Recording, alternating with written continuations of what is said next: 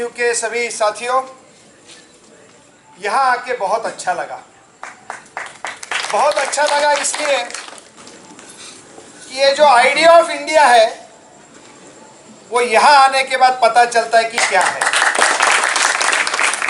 और ये मोदी सरकार सिर्फ इतना ही चाहता है कि ये आइडिया ऑफ इंडिया को तोड़ दिया जाए, बर्बाद किया जाए, और वो बर्बाद नहीं हो इसके लिए आप रास्ते पर उतर आए हैं। आपको सलाम करते हैं। आज अभी इन दोनों साथियों ने कहा ये एक परंपरा रही है मजदूर आंदोलन की। 1917 में जब रशिया में क्रांति हुई तो पूरे दुनिया में मजदूरों में एक लहर पैदा हुई।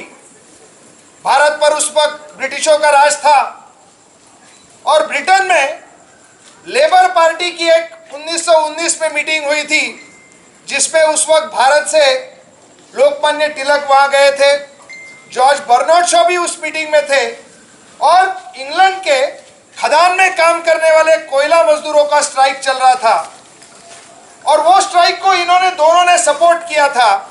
और भारत में आने के बाद यहाँ के लोगों ने पैसा इकट्ठा किया।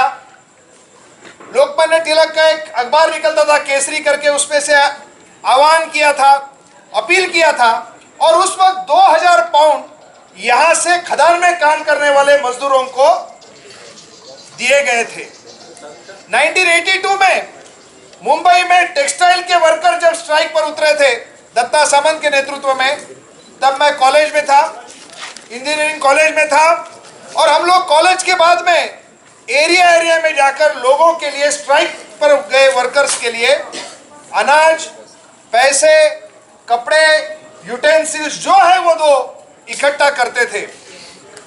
हमारे उस ऑफिस में हमने कई सारे गरीब इलाके में लोग पैसे नहीं दे सकते, तो हमने कहा कि आपके घर में जो ओल्ड न्यूज़पेपर्स है वो ओल्ड न्यूज़पेपर दे दो। हमारा एक ऑफिस का पूरा कमरा ओल्ड न्यूज़पेपर से भरा था जो कि रद्दी वाले को हमने बेचा और उसमें से जो पैसा आया उससे हमने अनाज खरीदा, और 6 महीने से स्ट्राइक पर जो वर्कर थे उनको वो हमने दिया। ये परंपरा सुन के, देख के, उसमें पार्टिसिपेट करके हम आगे चल रहे थे। नासिक में सफाई कामगारों में हमारी यूनियन है, वहां का एक एनसीपी का नेता वहां का कॉन्ट्रैक्टर था, मिनिमम वेज नहीं देता था। मिनिमम वेज की डेफिनेशन यह है कि to keep your soul and bones together, इतना कम होता था, उससे भी वो कम देता था। और हमने वहां पर यूनियन करके न्यूनतम वेतन मांगा। इसके लिए एक ही दिन में वहां पर लगभग 350 कामगार थे, 200 कामगार को एक ही दिन काम से निकाल दिया। हम पूरी तरह से लड़ते रहे, लेबर कमिश्नर के पास गए, लेबर मिनिस्टर के पास गए, चीफ मिनिस्टर के पास गए, कुछ नहीं हुआ। कोर्ट में गए, कोर्ट में जीत गए, सुप्रीम कोर्ट में गए केस, वहां पर भी जीत गए और लोगों को काम पे भेजा गया। सभी 200 मजदूरों को 22 महीना लड़ने के बाद, 22 मंथ्स की लड़ाई के बाद काम पे लिया गया। और ये कामगारों को जब पहले दिन का वेतन मिला, उससे एक दिन पहले सुनामी आई थी। और ये वर्कर जो 22 महीने सिर्फ इस गुनाह के लिए कि हमने हमारा मिनिमम वेज मांगा, इसके लिए काम से बाहर थे, और पहले दिन का वेतन उन्होंने प्राइम मिनिस्टर के फंड को ये सुनामी के कामगारों के लिए दिया। ये मजदूर आंदोलन सिखाता है हमें, क्योंकि मजदूर आंदोलन में जो आज कायदे और कानून है वो हमने नहीं बनाए हैं, हमसे पहले जिन्होंने लड़ाई की उन्होंने बनाए हैं, वो हमें रेडीमेड मिल रहे हैं। आज अभी हम आ रहे थे तो ये हमारा एक बड़ा बैनर है, वो शायद आप सब लोगों को देखने नहीं मिला हो, लेकिन एक लंबा बैनर था और बारिश आ गई और वो सबने सर के ऊपर ले लिया, एक अम्ब्रेला बन गया।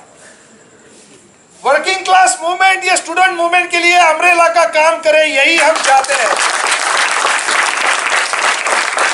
और मुझे गर्व है कि ये जो कॉन्ट्रैक्ट लेबरर्स है, इन्होंने आपकी लड़ाई जो टीवी पर देखी, जेएनयू के स्टूडेंट्स क्या बोल रहे हैं और उसके खिलाफ किस तरह से गलत प्रचार किया जाता है, वो इन्होंने टीवी पर देखा। कन्हैया जब मुंबई में आने वाले थे तो स्टेट मशीनरी बीजेपी के द्वारा ऐसी वापरी गई कि कोई भी हॉल देने के लिए तैयार नहीं था।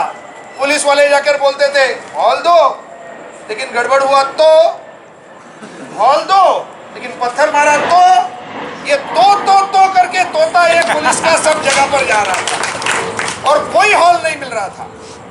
फिर पुलिस ने कहा कि इसके खिलाफ है क्योंकि ये देशद्रोही है। एक ही देशद्रोही, ये देशद्रोही, वो स्कूटर पे बैठा है वो भी देशद्रोही, ये सबको देशद्रोही बना दिया था। जिसको कुछ मालूम नहीं वो भी, अरे तुम देशद्रोही को ला रहे हो, ये बात थी। तो इनके लिए कहा गया था कि हम प्रोटेक्शन नहीं देंगे। तब हमने वर्कर्स को इकट्ठा किया और जो तुम्हारी एनडीटीवी पर पहली जो मुलाकात हुई थी, जहां पर तुमने यही कहीं भाषण किया था, आजादी क्या चौक है तुम्हारा, कुछ कौन सा आजादी नहीं, यहाँ पर कुछ है ना क्या, जो भी है वहां पर भाषण जो किया था उसकी फिल्म हमने हमारे कामगारों को दिखाई और पूछा कि आप बताइए कि ये लड़का जो बात कर रहा है इसमें देश के खिलाफ क्या है। तो वर्करों ने बोला कुछ नहीं, ये जो आजादी मांग रहा है वो देश के अंदर आजादी मांग रहा है। किससे आजादी? करप्शन से आजादी, ये जो सब नई नीतियां है इससे आजादी, और ये सब सही है, हम इसी के शिकार है। तो हमने पूछा फिर आप इसके लिए मदद करोगे क्या? लोगों ने कहा हाँ करेंगे। तो हमने कहा कि पुलिस इसको प्रोटेक्शन देने के लिए तैयार नहीं है, तो हम क्या करेंगे? तो हमारे लगभग 80 वर्कर ने मोटरसाइकिलें लेके आई ऑफिस में। 2 दिन पहले नाम, मोटरसाइकिल का नंबर और 4 नंबर दिया, और हर एक मोटरसाइकिल के ऊपर 2 बंदे बैठ के हाथ में झंडा और झंडे के नीचे डंडा, ये दोनों लेके हम 160 लोगों की टीम आ गई। फिर जब पुलिस को पता चला कि ये मीटिंग होने वाली है तो फिर उन्होंने परमिशन दी, और परमिशन देने के बाद फिर बाकी सब जो अच्छा करते हैं वैसा एक काम भी ठीक ठाक किया। लेकिन आखिरी वक्त तक वो ये चाहते थे कि ये मीटिंग ना हो। तब ये वर्किंग क्लास के प्रोटेक्शन में कन्हैया उस मीटिंग में आए थे। इनकी गाड़ी चल रही थी और आगे पीछे 80 मोटरसाइकिल पे 160 लोग डंडा और झंडा लेके आए थे। और इन्होंने जो भाषण किया उसमें उन्होंने ये सब बातें की जो हमेशा करते हैं, आपको वो पता है। और जब कामगारों को पता चला कि इनके ऊपर जेएनयू प्रशासन ने 10,000 का जुर्माना किया है, तो ये हमारे पटेकर और सुनील के दिमाग में आया कि ये जुर्माना ये बंदा नहीं भरेगा, हम भरेंगे। और उन्होंने एक रुमाल को ऐसे डफली को फैलाया और लोगों को कहा कि इसमें आप मदद दो। और आप यकीन मानिए कुछ ही देर में पैसा जमा हुआ। हमने इनको कहा कि भैया ये ऐसा ऐसा लोगों ने किया है, पैसा जमा हुआ है, तो आपका अकाउंट नंबर बोलो, उधर हम ट्रांसफर करते हैं। तो उन्होंने कहा कि नहीं, ये एक बड़ा सॉलिडारिटी का मामला है, इसको बैंक टू बैंक ट्रांसफर ना करो, इसको आप यहाँ लोगों को लेके आए, वर्कर को यहाँ लेके आइए और स्टूडेंट के सामने ये हम देना चाहते। 10,000 रुपया ये कोई बड़ी बात नहीं है, लेकिन यहाँ सवाल पैसे का तो है ही नहीं, यहाँ सवाल है सॉलिडारिटी का, यहाँ सवाल है हमारी एकता का। यह सरकार जो है मोदी की बैठी है वो तो अच्छा जानते हैं आप। इनके भाषण में 15 लाख रुपया मिला क्या? नहीं मिला। तो हमारे वर्कर भी यही चाहते हैं कि यही सवाल है कि ये मोदी सरकार जो रोज नए आइडिया निकालता है, इनका आइडिया है make in India. Make in India का मतलब हम बराबर समझ गए। गन्ने का जूस निकालते हैं, आपने देखा होगा ना, वो है मेक इन इंडिया। ये जो यहाँ के मजदूर है इनको मोदी गन्ना समझता है, डाल यहाँ से उधर से खींच ले, फिर आधा कर फिर डाल, फिर आधा कर फिर डाल, जूस आना बंद तो उठा के फेंक दे। ये है मेक इन इंडिया, ये है मेक इन इंडिया का गन्ना। और जो जूस पैदा होगा वो जाएगा अडानी के पास, टाटा के पास, बिरला के पास, और कोई फॉरेन से आ जाएगा। मोदी जा रहे हैं ना फॉरेन में और बोल रहे हैं आजा आजा मेरी गाड़ी में बैठ जा, तो वो जो वहां से आएगा उसको भी जूस जाएगा। और इसके क्या आएगा? बुढ़ापे में पेंशन नहीं, प्रोविडेंट फंड नहीं, ग्रेच्युटी नहीं। वो जो गन्ने का जो भूगा आता है ना, उसको भैंस भी नहीं खाती है। वही हाल हमारे देश के मजदूर का ये मोदी सरकार करने वाली है। आज एक एक नया नया idea, skill India, skill India का भी हम समझ गए, ये साइलेंट है।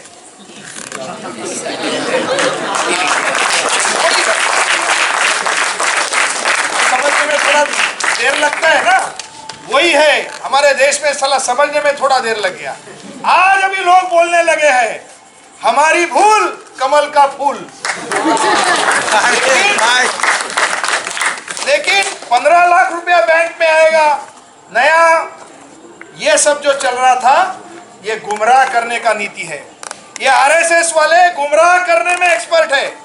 1925 में आरएसएस का जन्म हुआ, 1947 में देश आजाद हुआ, 22 साल तक आजादी की लड़ाई चली। मैं अपील करना चाहता हूं, और ये अपील आज नहीं कर रहा हूं, पिछले 30 साल से ये अपील, 30 नहीं 1989 मैंने कितना हुआ 26 साल से ये अपील कर रहा हूं। मैं जानना चाहता हूं कि 10 आरएसएस वालों के नाम जो कि देश की आजादी की लड़ाई में शहीद हुए हो, फांसी पर चढ़े हो या ब्रिटिश की गोली पर शहीद हुए हो, 10 नाम, 10,000 रुपया पिछले 89 से लेके घूम रहा हूँ। 10,000 रुपया मैं देना चाहता हूँ। इसको मर गया उसको नहीं, उसको तो ये सरकार समझू देगी। नाम बोलने वाले को 10 नाम बताओ भैया कि जो आरएसएस वाले इस देश की लड़ाई में आजाद हुए। अरे अभी तक रहा है। तो ये इनका है। जब देश की आजादी में वंदे मातरम बोलने के बाद फटके मिलते थे, तब ये ब्रिटिशों के सामने घुटने टेकने वाले हैं। आज उल्टा करने के लिए ये सब आगे आए। देश की आजादी में ये कहीं नहीं थे। पहले ये लोग बोलते थे बीजेपी पार्टी विद डिफरेंस।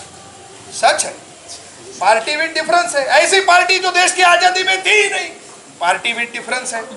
ऐसी पार्टी जिसका अध्यक्ष पैसा लेते हुए पकड़ा गया, पार्टी विद डिफरेंस। ये हाफ चड्डी वाले खाली मैदान में लकड़ियां घुमाने वाले थे।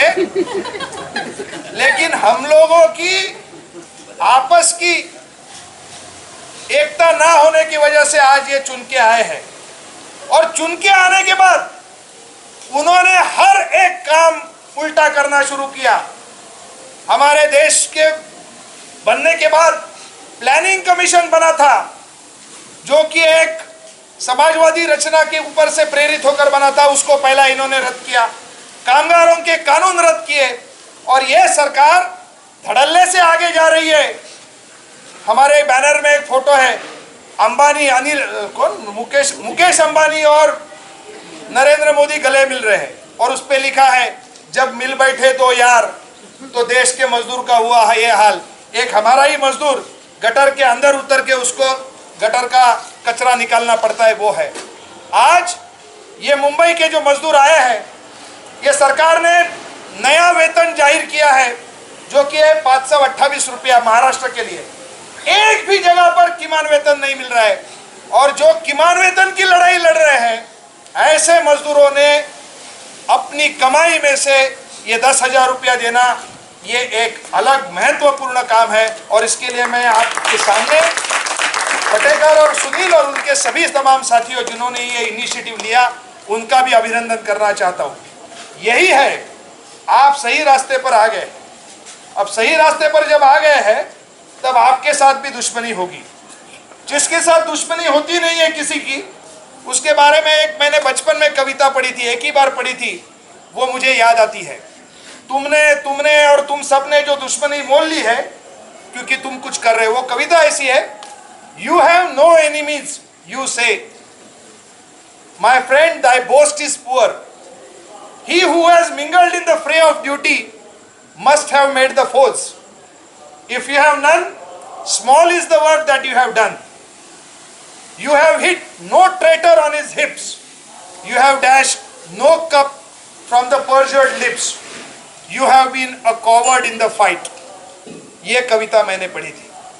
तो आप लोग इन शक्तियों का मुकाबला कर रहे हैं, इसके लिए आज आप उनकी तलवार की नोक पर खड़े हैं। और हमें अभिमान है कि हमारे नौजवान साथी आज इस लड़ाई में आगेवान हुए हैं। जैसे मारुति के नौजवान वर्कर ने एक लड़ाई लड़कर पहले पन्नों पर किसी भी वर्तमान पत्र के ट्रेड यूनियन की लड़ाई की जिक्र नहीं था, वो लाया। उसी तरह से स्टूडेंट्स की लड़ाई को आपने रोहित वेमुला ने यहाँ पर लाया और हमारा पाला उनके साथ पड़ा है। जो गुरु द्रोणाचार्य ने एकलव्य का अंगूठा काटा, उसी के नाम से गुड़गांव को अब गुरुगांव बनाया जा रहा है। तो ये एकलव्य के अंगूठा काटने वाले ही आज राज पर आए हैं और इनके साथ में ये हमारी लड़ाई है। और ये लड़ाई में दलित, महिला, मजदूर और स्टूडेंट्स, ये सबको साथ में आगे जाना पड़ेगा। और यही हमारी आप सबसे उम्मीद है कि आप पढ़कर जब भी बाहर निकलोगे तो इस लड़ाई को, क्योंकि ये लड़ाई आपका स्टाइपेंड शुरू होने से खत्म होने वाली नहीं है, क्योंकि ये जो आरएसएस है ये हमें, हमारे देश को मिटाना चाहती है, आइडिया ऑफ इंडिया को मिटाना चाहती है और इसको बचाना हमारा फर्ज है, क्योंकि इस देश को आगे लेके जाना है। मुंबई का इन्होंने कहा, हमारे मुंबई में एक अंबानी का घर है, वो घर है 25 माले का, वो घर की कीमत बनी है 5,000 करोड़ रुपया। हमारे यूनियन में 5,000 वर्कर है मुंबई में। 5,000 वर्कर का गांव से लेके यहां से लेके सब भी बेच देगा तो 5,000 करोड़ क्या, 50 करोड़ भी आमदनी नहीं होगा। और यहाँ पर एक आदमी की आमदनी 5,000 करोड़ सिर्फ घर बनाने में गई है। तो ये पैसा कहाँ से आया भाई? इतना काम किया कि सोया ही नहीं, ओवर टाइम पे ओवर टाइम किया क्या? ये आया कहाँ से? तो ये पैसा आया है हमारी आज की राजनीति से, आज की अर्थरचना से, आज की जो नीतियां है वो नीतियों की वजह से।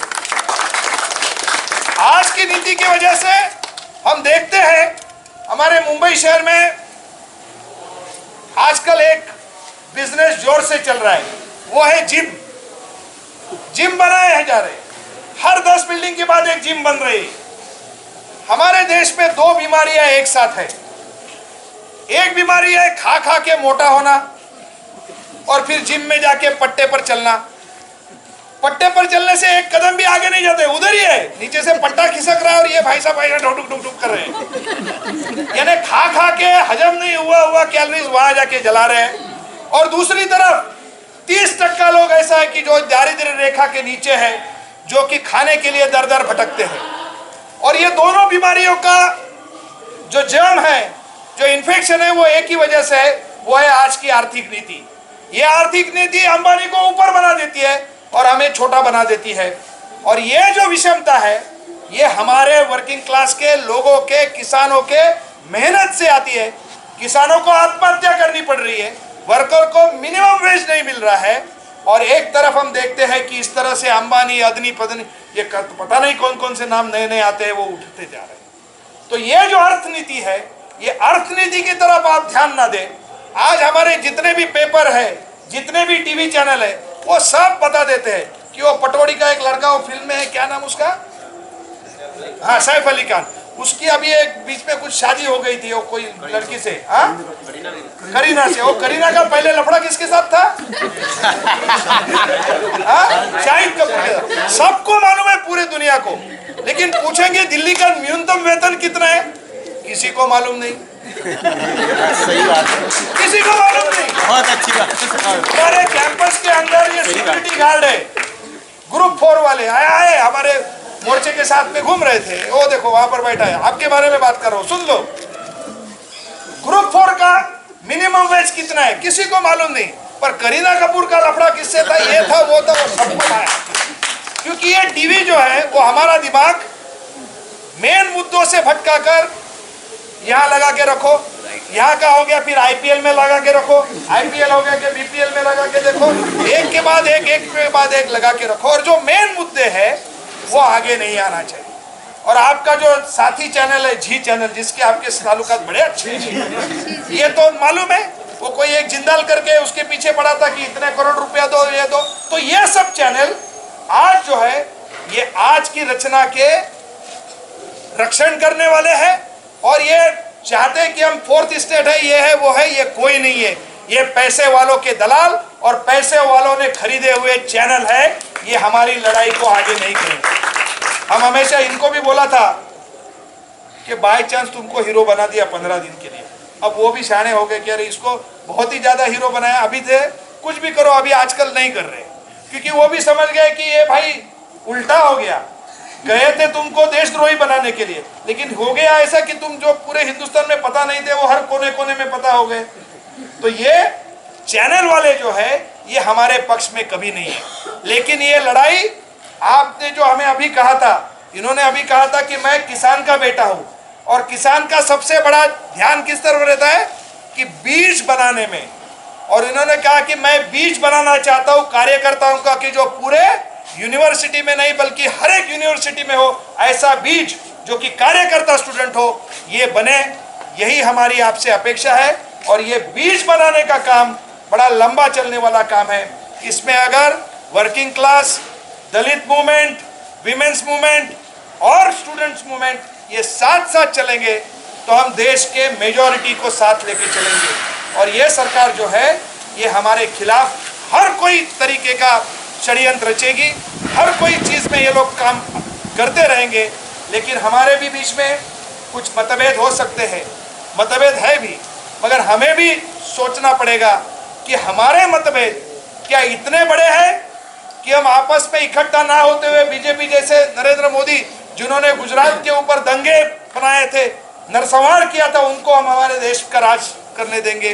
तो मैं समझता हूँ ये सोच हम सब साथ में लेके चलेंगे। और ये जो मुंबई के वर्कर्स ने किया, ये हमने कोई अलग नहीं किया, ये वर्किंग क्लास मूवमेंट की पहले से परंपरा रही है। डॉक्टर बाबा साहेब आम्बेडकर जी ने जो हमारे देश का संविधान बनाया, और पहले श्रम मंत्री होते हुए ये जो उन्होंने कहा कि महिलाओं को और पुरुषों को एक समान गवर्नमेंट सर्विस में, प्राइवेट में अभी नहीं हो रहा है, एक समान दर्जा दिया जाएगा, 8 घंटे की ड्यूटी दी जाएगी, दोनों का वेतन सही होगा। और बाबा साहेब ने एक सबसे बड़ी बात कही थी कि सामाजिक स्तर पर एकता, आर्थिक स्तर पर एकता, ये हर प्रकार की एकता अगर हम लाते हैं तो हम आगे जा सकते हैं। आज महाराष्ट्र में बीजेपी सरकार है, उन्होंने बाबा साहेब जी के नाम पर ही एक योजना लाई है, बाबा साहेब आम्बेडकर समरसता योजना। ये कितने चालू है देखो, नाम क्या रखा है? समरसता। समरसता का मतलब यह है कि आप ब्राह्मण है, आप ऊपर है, फिर आप क्षत्रिय है, आप उसके नीचे है, फिर आप कोई दूसरा है, ओबीसी है, वो इधर है, दलित है या यहाँ है।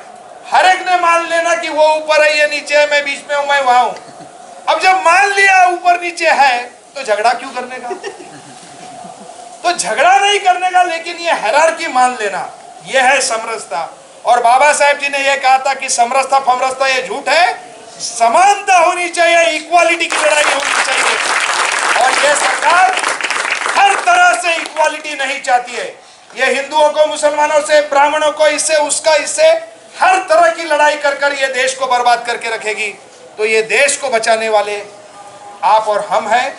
ये बीजेपी की सरकार देश को बचा नहीं सकती, क्योंकि वो देश की आज़ादी में भी थी नहीं, आज भी वो वही चाहती है जो पूंजीपति चाहते हैं। इसलिए मैं चाहता हूं कि हमारे ये दो साथी सुनील और पटेकर ये आगे आए, और आप सब और आपके जो टीम है वो आए। और ये जो पैसा जमा किया है, उन्होंने हमको कहा था कि अब कोर्ट से ऑर्डर मिली है, अब जुर्माना भरना नहीं है, तो जुर्माना नहीं भर